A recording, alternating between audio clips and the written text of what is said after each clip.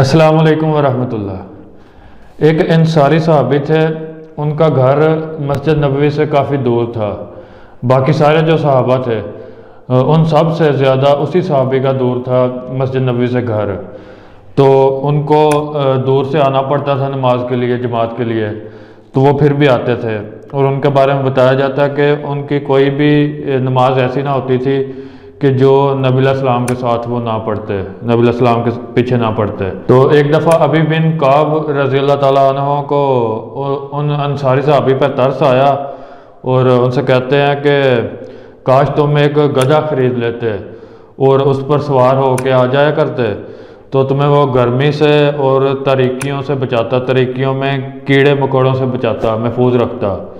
तो वो जो अंसारी सहाबी हैं वो अबी बिन काब रज़ी अल्लाह ताला अन्हु को जवाब देते हैं कि मुझे ये पसंद नहीं है कि मेरा घर मस्जिद के पहलू में हो, और कहते हैं बल्कि मैं तो ये चाहता हूँ कि मेरे लिए मस्जिद में आने जाने के लिए कदम लिखे जाएं, यानी कि जितने कदम फासला वो चल के आते हैं वो लिखे जाएं। वो कहते हैं मेरी तो ये ख्वाहिश है।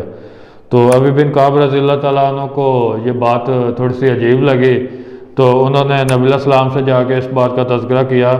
तो नबी अलैहिस्सलाम ने भी उस अंसारी सहाबी की हिमायत की और कहा अल्लाह ताला ने तुम्हारे लिए ये सब कुछ जमा कर दिया है, जिस सवाब की तुम्हें उम्मीद है वो तुम्हें मिल जाएगा।